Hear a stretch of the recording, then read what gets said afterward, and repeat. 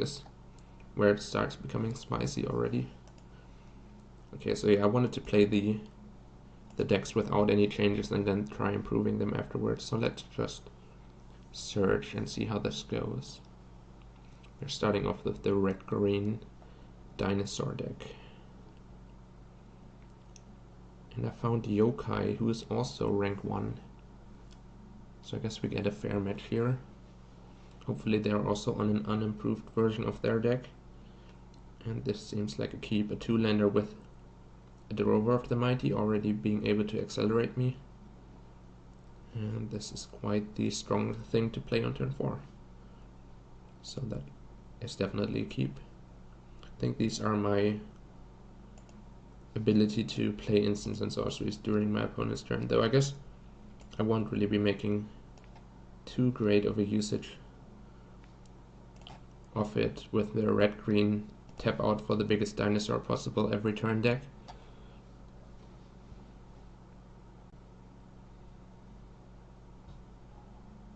Ah, I see.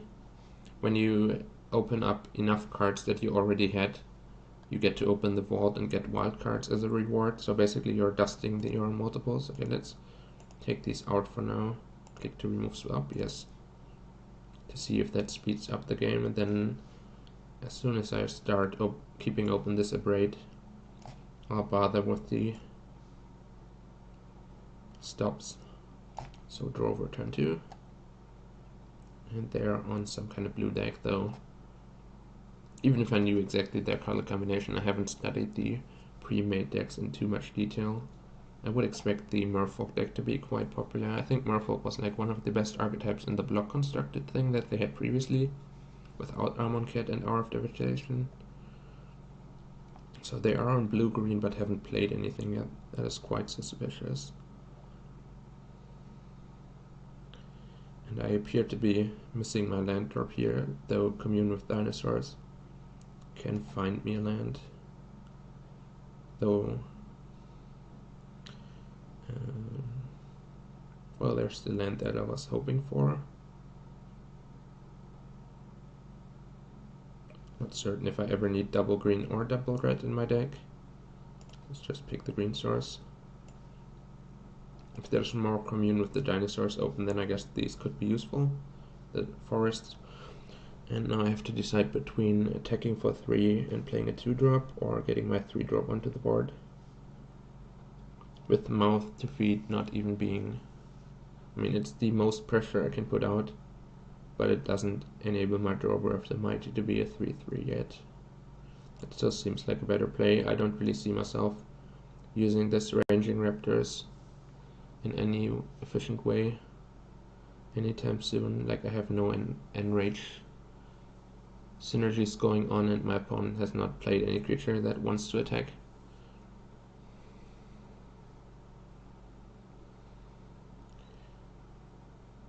So yeah, animations. So far I haven't gotten any animations. You're supposed to get like these entry effects for the cards, right? Okay, so they are the Merfolk deck, and they kept a slower hand, or decided to slow roll their creatures to get as many triggers out of the Deep Root Waters as possible. So yeah, still looking at the possibility to get like an entry animation, though this flashback card, or aftermath card I guess, is kind of lurking besides my hand to keep me aware of the fact that I can cast it from the graveyard. That makes a lot of sense. Also, there's like a timer running here, but I'm not sure when this comes into effect. There's like nothing indicating to me how much time I'm allowed to take on a turn. I'm not sure I want to start like using my timer to the maximum just so, like, make my opponent wait just so I can see what the boundaries of a turn are. Probably that's a plus EV experiment to try out though, so let's just slow play this a little bit. In the meantime, I can decide which of these I want to cast. Oh, there's my timer coming up, though I still don't know how many seconds this actually displays. Yeah, like they're giving me like a visual indicator that I have to hurry up. They're not telling me what it actually means in terms of seconds. All attack seems good. 2 attackers, yeah, I just told you all attack. He wants confirmation after I crack. Yeah, that makes sense. So we got a good amount of damage in here, though my opponent's now going to be. Also, they're glowing. I have no idea what that means. Maybe it's just it's their turn. A lord, wow. That's going to make the extra tokens quite a bit more. Wow. What the hell? You get a cool wave animation for your uncommon lord, and I played like the super good uncommon mana accelerant and I get nothing? That's not fair. Hello Matrix. Okay. Well, I guess the forest has like, it looks like a fog of poison, like a poisonous cloud.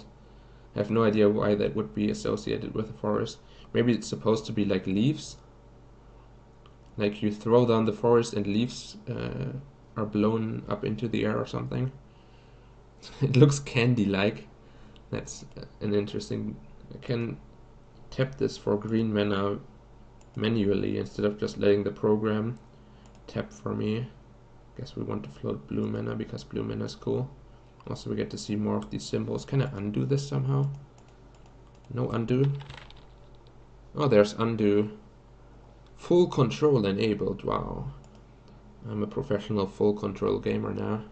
Let's make some black mana. This looks very purple to me. This does not look like black mana at all. This looks like orange mana. So we have an orange, a purple, and 3 greenish floating. So let's play our hasty guy and hope my opponent doesn't counter it. Oh, I have full control open, so now I have to pay manually. Let's stop full controlling. I know it sounds professional. Resolve. Oh, I kept priority also. Choose attackers. Now I'm no longer in full control. Actually, well, yeah, the double blocks by my opponent are all pretty bad, so they would need a counter spell, no, a combat trick here to make any of this favorable. Because I will always order their lord as the first blocker. And yeah, they can make this trade. Our creatures are going down in flames. Way too much focus on cool visuals, I'm not sure yet. The point of this program is to make it more understandable for viewers and like a cooler streaming experience, so if they succeed in that, it could be a great thing. Though if it becomes too flashy and they lose focus of what is really going on, then yeah, glowing, yeah, probably it's priority, that makes a lot of sense. And it's their turn, I'm F6 basically, so they constantly have priority. This Forerunner of the Heralds also has this theme, the Poison Cloud.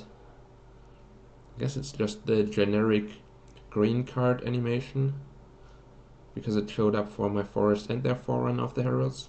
They revealed a River Sneak, and I'm done.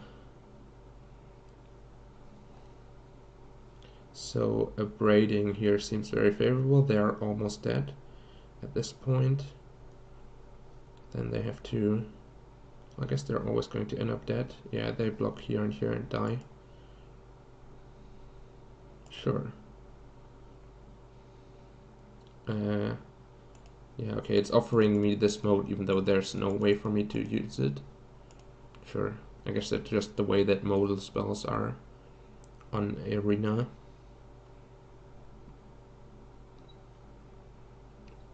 Dive down is always going to be annoying to me regardless of what I target, but let's burn this guy. Bunch of flames are coming up. No, I don't want to tap this for mana. What? Okay, victory! Well, 1-0. Our Angreth Planeswalker guy took it down, and we also... Oh, we got our first win of the day for 200 gold and a card, I guess. Defiant Kenra. Well, that was anticlimactic.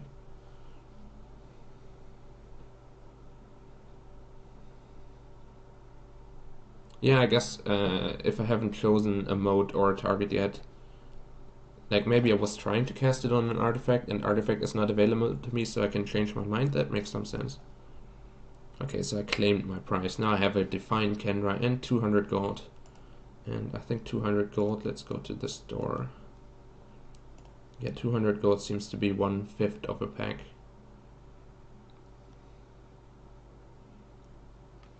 Sure.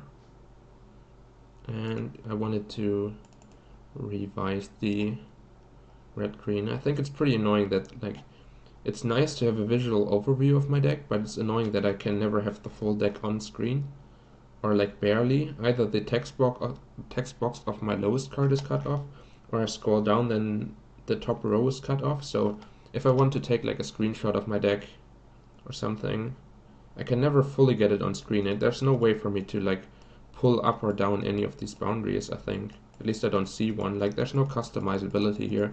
The size of this deck area and the size of my sideboard area all seem to be like locked in. Yeah, red definitely looks orange. And I know that orange is the new black, but orange shouldn't be the new red. So yeah, I don't know. The color saturation of the floating mana should be reworked for sure. It looks very non-magic-y, the color that they chose. Okay, so what cards did we open? Is there like a way for me to see which cards are new? Like, we opened boosters previously, but I don't think they notify me of which cards were new. And I guess this green thing is how many I already have in my deck, and the blue ones are how many I have available, but apparently there's no way for me to see what my boosters really brought to my collection. I mean, I could have memorized all of it, but it would still be nice for them to show me the new cards that I gained.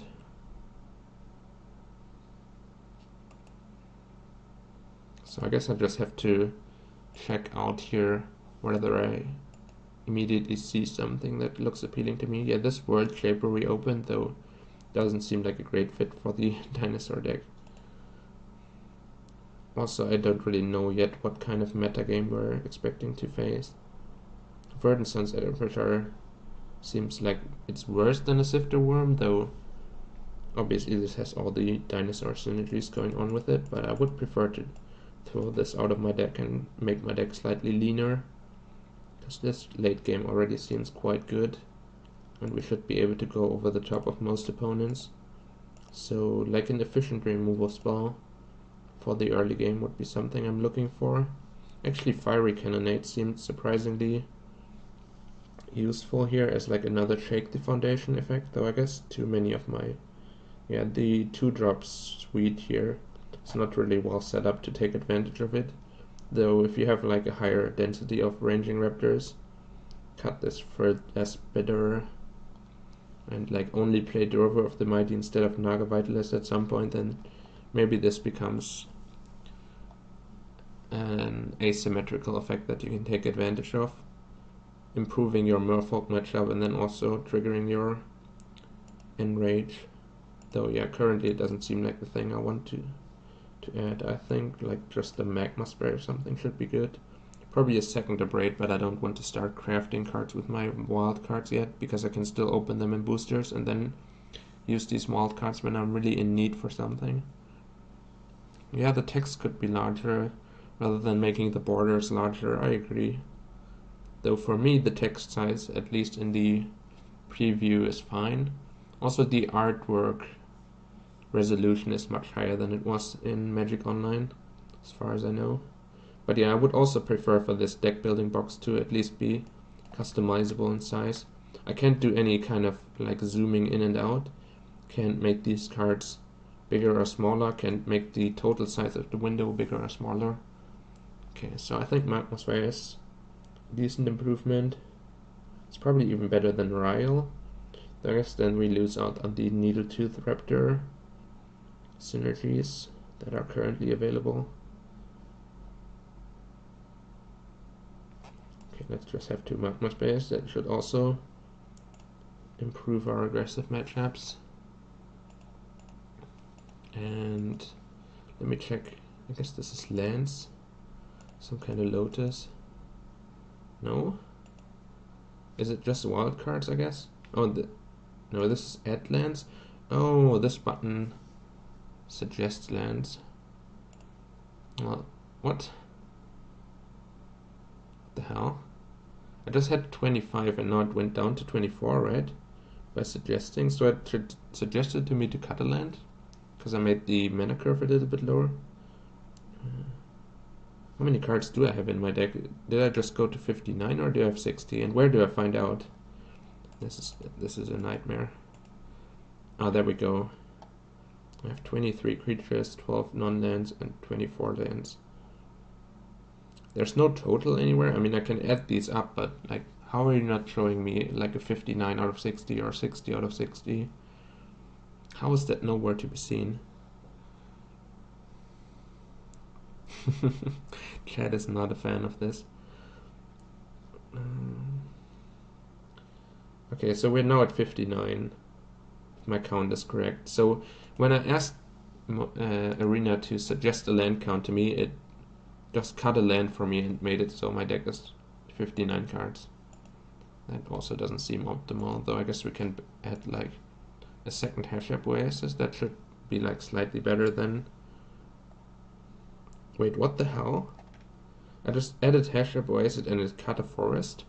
So I'm back down to 24 cards? Is that real? Wait, how did I get there? There. Or am I going crazy? No, I'm still at 59 cards. I tried adding a land and it just cut a land. What? And it keeps doing this. It wants the land count to stay 24. And if I add utility lands such as deserts or like this desert or the cycling desert, it just cuts basics from my land for no reason. How do I turn this off? That's also a nightmare.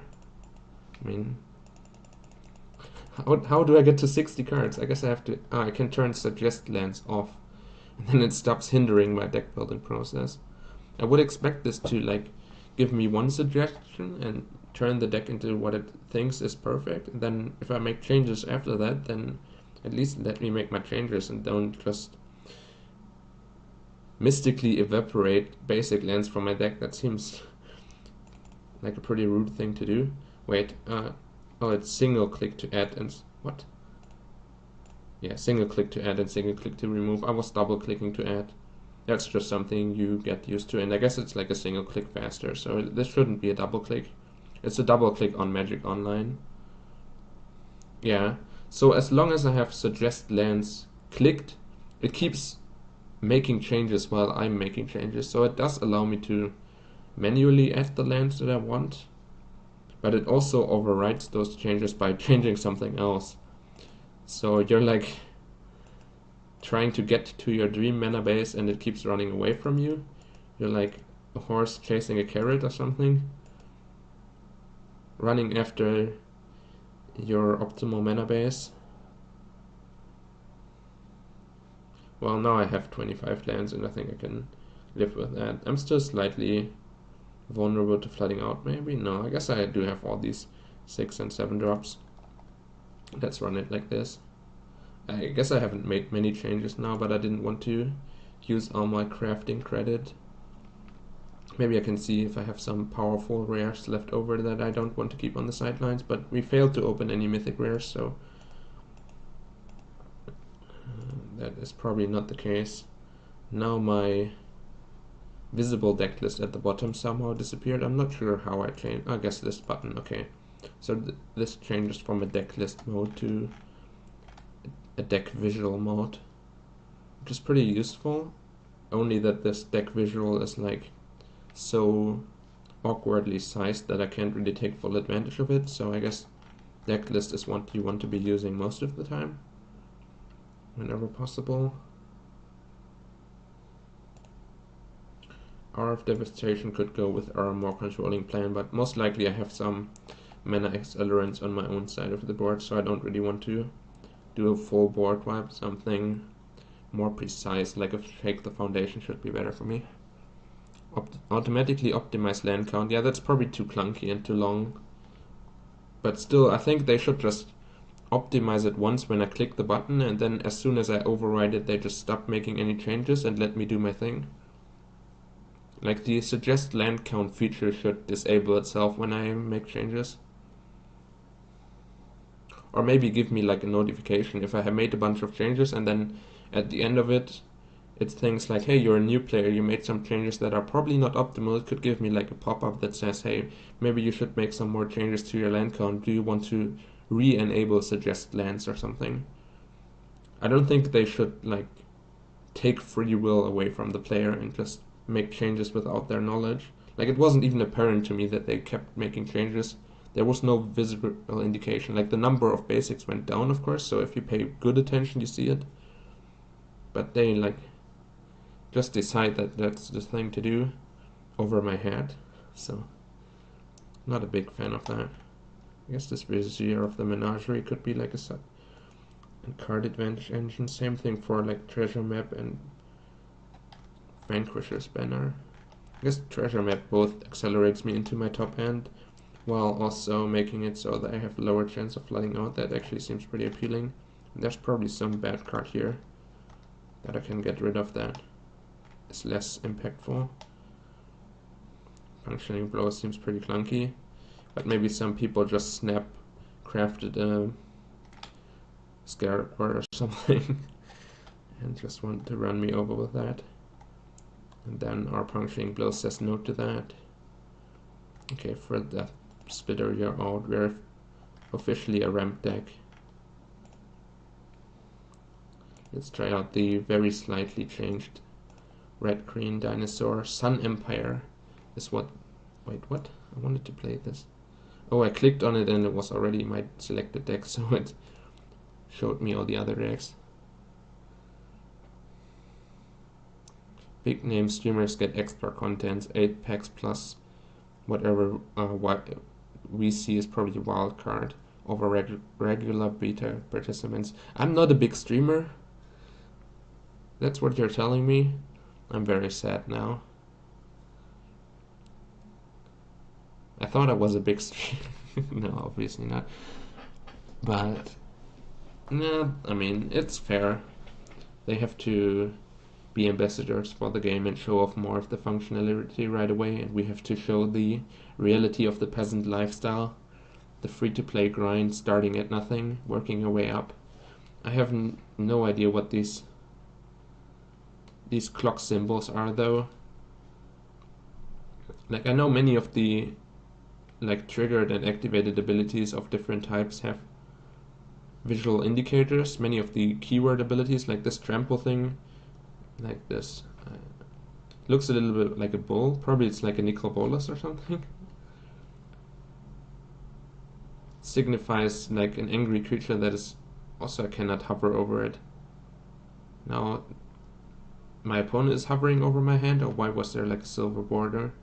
I'll keep this, but that seemed weird. Was it just my opponent hovering over my hand? Or why was there like bordering?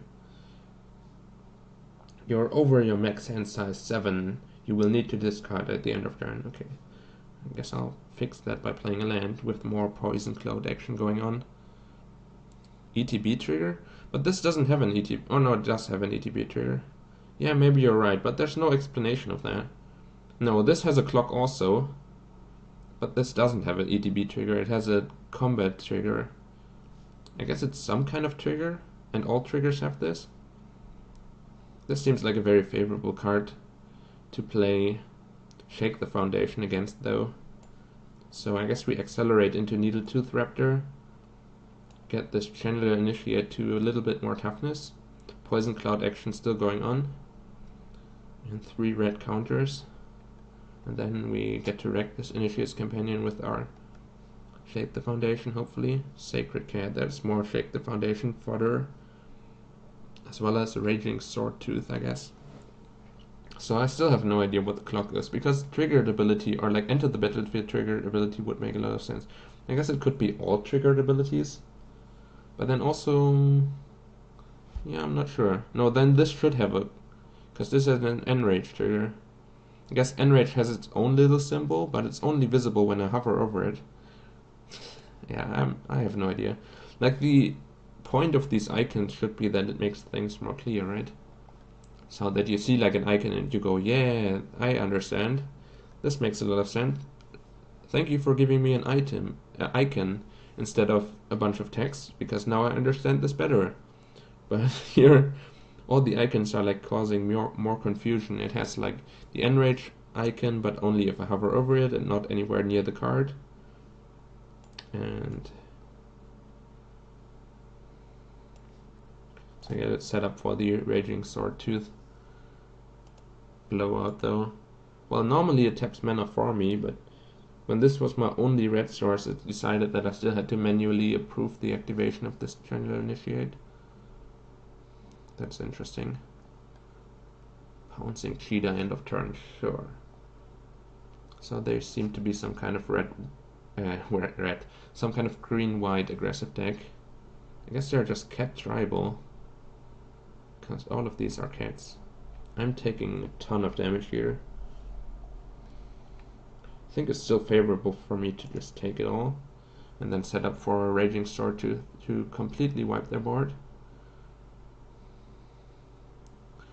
But yeah, Cat Tribal beating me down.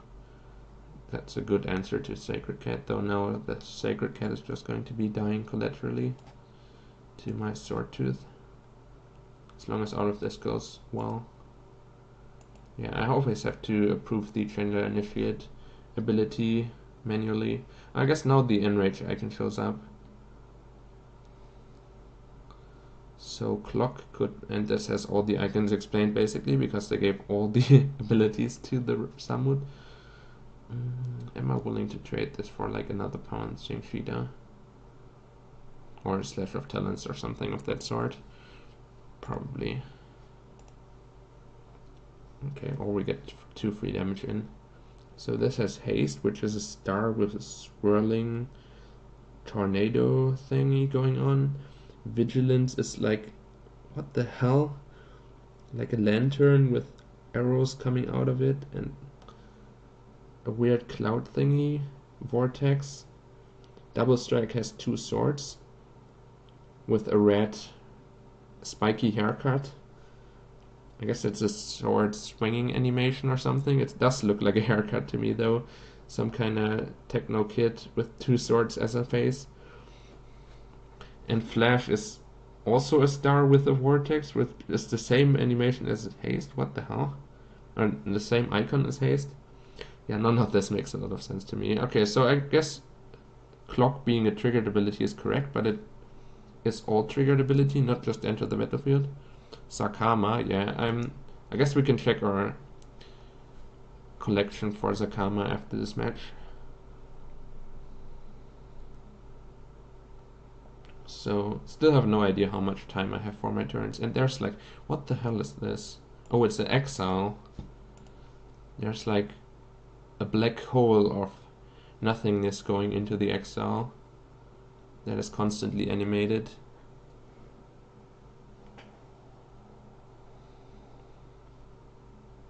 And they have 2 white dots out of 3, and I have 1 white dot out of 3 with no explanation of what that means. Maybe it's some kind of connectivity, but yeah, no idea.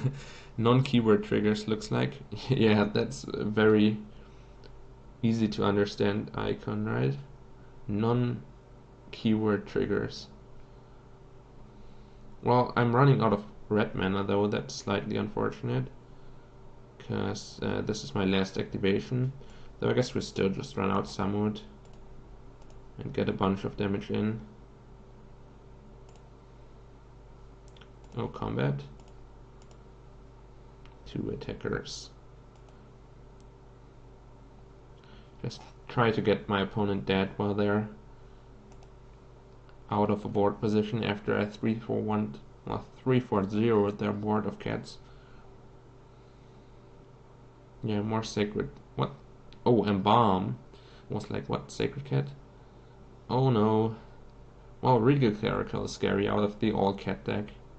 This is like their lord, and it's going to make racing pretty difficult, so now I'm glad I found another red source. And potentially white source for this untap ability on Samud. Though it currently doesn't even offer this to me as a possibility. Let's cycle this first and see if it gets us cycling or play. Okay, and that's pretty sweet. Though I have no idea why this is colorless frame instead of the usual green flame. I guess all the ability frames are colorless. or like some kind of grayish.